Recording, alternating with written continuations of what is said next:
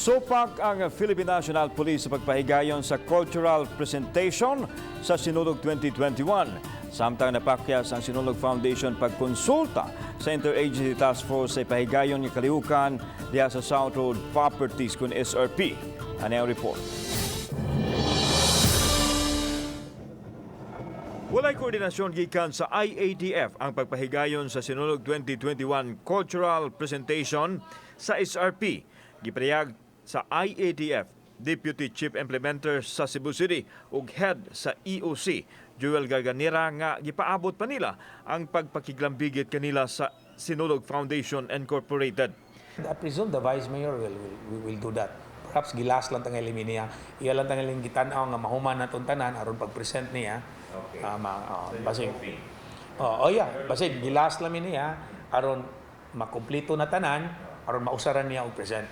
Samtang gibutyag ni Police Colonel Josefino Ligan, ang Cebu City Police Office Director nga nakigtigom siya ni Vice Mayor Mike Rama, ang chairman sa SFI, diin girekomendar niya nga ipadaplin ang plano nga pagpahigayon sa Sinulog Cultural Presentation.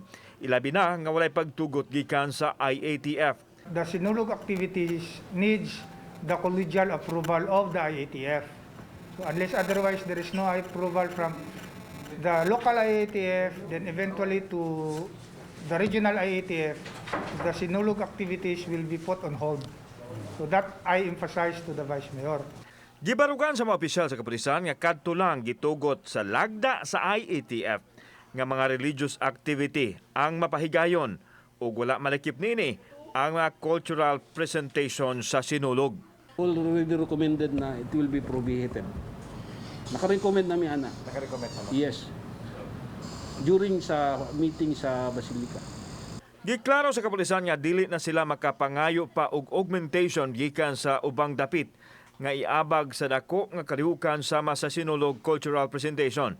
Bisan tuod nga virtual ug walay live audience ang cultural presentation apan maglambigit gihapon kini sa daghang participants ilabi na sa mga tawo nga mosalmot sa presentation. Kung wala specific approval, di gina na mapa-implement. Kung kinsa mang mag-organize na, then investigation will be conducted kung nganong gipadayon.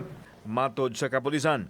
Sa yunini, gipahibaw ni Vice Mayor Michael Rama, ang chairman sa Sinulog Foundation Incorporated, nga 99% ng andam ang tagduma alang sa Sinulog 2021. Wapay pamahayag usab ang mayor mahitungod nini. Kauban si Marlon Milgaso, ako si Alan Domingo. Balitang Bisdak.